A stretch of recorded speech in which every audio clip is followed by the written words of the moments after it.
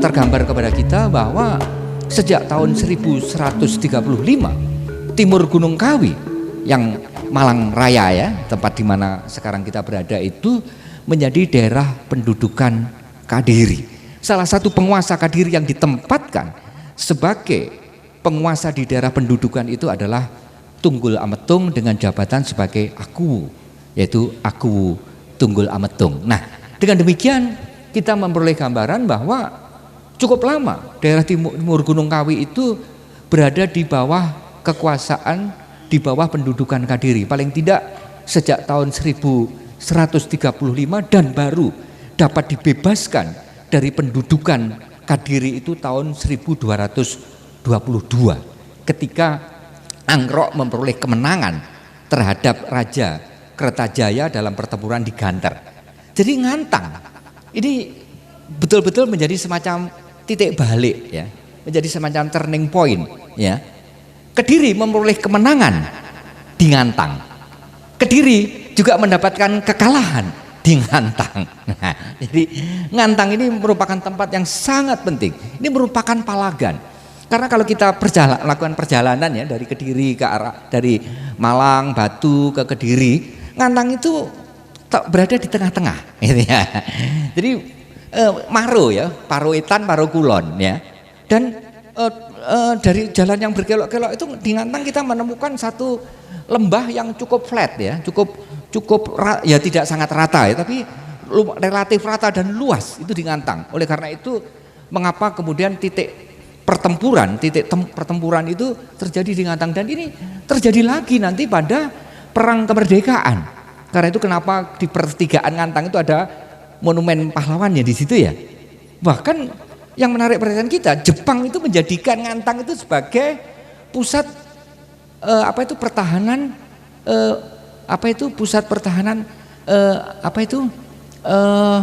angkatan laut marinir Jepang. Pusat pertahanannya ditempatkan di Ngantang. Ini tentu dengan satu kalkulasi bahwa tempat ini penting dan terbukti bahwa beberapa kali Ngantang itu menjadi palagan. Karena itu saya menyebutnya Ngantang itu sebagai palagan lintas massa. Bahkan tercatat juga ada pertempuran besar antara Kapten Tak yang memimpin serangan untuk mengepung benteng Selokurung ya, benteng terakhir Trunojoyo, lagi-lagi di Ngantang. Oleh karena itu menarik perhatian kita, ada makam Kraing Galengsong ya, bangsawan seberang bangsawan Sulawesi yang jaya di laut tapi dimakamkan di gunung Kraing Galengsong karena terjadi pertempuran pada tahun kurang lebih tahun 680-an ketika VOC di bawah pimpinan Kapten Tak menyerang benteng terakhir Trunojoyo di Selokurung. Jadi Ngantang itu menjadi ajang pertempuran lintas masa, mulai dari masa Kadiri, masa akhir Kadiri, kemudian masa Trunojoyo, perang kemerdekaan dan seterusnya, gitu ya. Karena posisinya di tengah, ya. Bahkan dari Ngantang juga bisa punya akses ke arah selatan, ya, ke arah Wlingi. Oleh karena itu dalam prasasti Hantang itu juga disebut-sebut tentang tempat yang bernama Pinggir Aksa. Apa itu Pinggir Aksa? Pinggir Aksa itu adalah jalan yang sejajar dengan aliran sungai. Aksa itu sungai apa? Lekso. Ya, kalau kita dari Ngantang itu ke arah Wlingi kan ada aliran sungai itu Kali Lekso.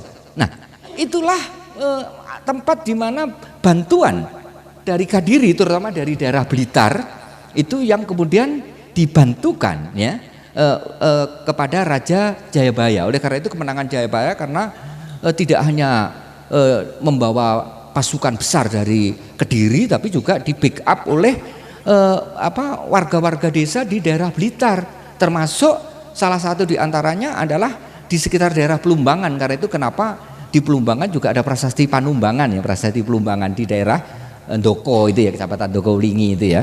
Nah ini jadi ini yang ingin saya sampaikan, bahwa apa yang dilakukan oleh Anggrok itu sebenarnya ada dua misi, dan Anggrok melakukan secara berjenjang. Misi yang pertama adalah misi untuk membebaskan timur Gunung Kawi dari pendudukan Kadiri. Sasaran Pertamanya adalah Tunggalametung, iya tak? Karena penguasa Kadiri yang ditempatkan sebagai penguasa di daerah pendudukan di timur Gunung Kawi itu adalah Tunggalametung. Dengan mengalahkan Tunggalametung maka timur Gunung Kawi yang disebut-sebut dengan nama Tumapel itu lepas dari pendudukan Kadiri. Tapi bukan berarti setelah menyingkirkan Tunggalametung kerajaan Tumapel menjadi penguasa tunggal di Jawa, tidak, karena Kadiri masih ada ya. Kerajaan Kediri masih bercokol paling tidak sampai kurang lebih 10 tahun setelah Angrok berhasil mengalahkan Tunggalametung. Sayang sekali kita tidak memperoleh informasi pasti kapan Angrok berhasil menyingkirkan Tunggalametung, yang di dalam Pararaton itu dikisahkan Angrok menyingkirkan Tunggalametung melalui tangan Kebo Hijau, itu pimpinan pasukan yang berhasil direkrut oleh Angrok ya. Kebo itu ya, dari kata Kebo Hijau. Kebo ini sebutan nama-nama binatang ini biasanya digunakan untuk menyebut pimpinan satuan-satuan ketenteraan, dan biasa menggunakan unsur-unsur sebutan binatang. Gajah Mada misalnya, Kebo Anabrang, Kebo Hijau dan seterusnya ya. Tanah Lungguh Kebo Hijau itu di mana? Yaitu di satu desa yang sekarang namanya masih serupa itu, yaitu Desa Ngiju di Karangploso. Nah itu adalah salah satu pimpinan satuan ketenteraan yang berhasil dirangkul oleh Angrok untuk menjatuhkan Aku Tunggalametung. Jadi ini adalah konspirasi dengan tubuh militer gitu ya. Nah jadi sekali lagi dengan berhasilnya Angrok menyingkirkan Tunggalametung maka satu tahap sudah terlalui.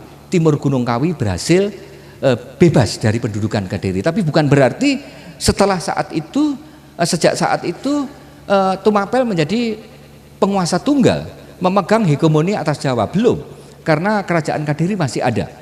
Nah, ada kemungkinan proses penyingkiran Tunggalametung itu terjadi pada tahun 1210 ya, atau belasan lah, antara 10 sampai 15. Katakanlah Angrok itu lahir pada tahun 1190-an, karena ini akan sangat terkait dengan prasasti yang penting sekali dalam kaitan dengan daerah timur Gunung Kawi, yaitu prasasti Ukir Negara.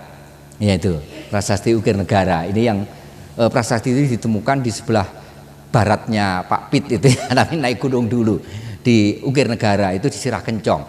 Tapi prasasti ini asalnya itu adalah dari daerah timur Gunung Kawi, karena banyak menyebut desa-desa perdikan di sepanjang aliran Metro, di aliran Brantas atau di antara aliran Brantas dan Metro ya. Nah, Angrok itu lahir tidak terlalu jauh dari prasasti, dari tarikh prasasti ini. Prasasti ini tahun 1193. Jadi mungkin kelahiran Angrok kurang lebih di tahun-tahun ini.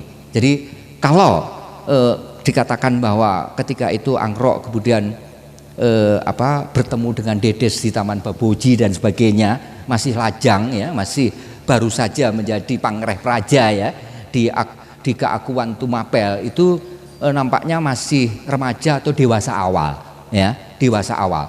Nah, oleh karena itu katakanlah Angrok itu lahir tahun 1190-an awal, itu berarti kalau tahun 2010 itu kan usia sekitar 17 tahun.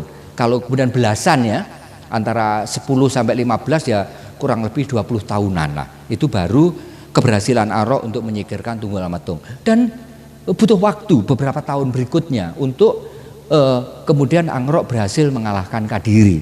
Karena Angrok baru berhasil mengalahkan Kertajaya itu 1222.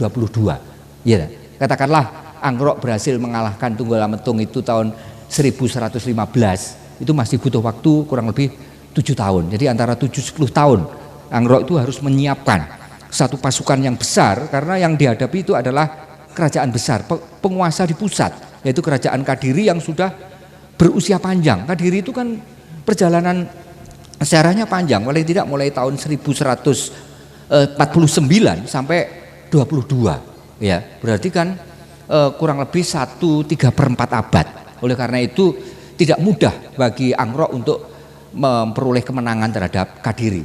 Dan lagi-lagi Angrok juga beruntung karena mendapatkan backup, mendapatkan bantuan dari para rohaniawan, khususnya para rohaniawan yang ada di Mandala Awaban. Karena para rohaniawan itu bisa kita bayangkan seperti kuil-kuil di Cina gitu ya, kuil Shaolin itu ya. Jadi mereka tidak hanya memiliki kemampuan dalam hal yang berkenaan dengan religi, tapi juga olah kanuragan. Sehingga mengapa ketika terjadi konflik itu beberapa penguasa itu kemudian menempatkan dirinya itu untuk mencari perlindungan di antara para rohaniawan. Balaputra Dewa misalnya ketika berkonflik dengan saudarinya yaitu Sri Kahulunan atau Pramodawardhani, Balaputra Dewa menempatkan dirinya, bahkan kemudian membuat keratonnya itu di Ratu Boko, di Abhayagiri Wihara. Nama kunonya Abhayagiri Wihara. Ini jelas wihara ya. Wihara yang kemudian dijadikan sebagai istana, menjadi benteng pertahanan, dan para anggota kewiharaan di Abhayagiri Wihara itulah yang kemudian menjadi pembackup Balaputra Dewa ketika berhadapan dengan Pramodawardhani beserta suaminya yaitu Rakai Pikatan dan seterusnya ya. Nah, jadi Bapak Ibu dan saudara sekalian, dengan demikian tahun 1222 ini saya sebut-sebut sebagai satu momentum. Ini adalah ini adalah Tumapel Jayati, ini adalah Singasari Jayati. Dan kalau tahun 1222 itu kemudian dikurangkan untuk angka tahun yang sekarang, yaitu tahun 1222, tepat 800 tahun. Maka tahun ini adalah 800 tahun Singasari. Makanya saya menyampaikan satu tulisan bahwa ini adalah momentum 800 tahun kemaharajaan Singasari.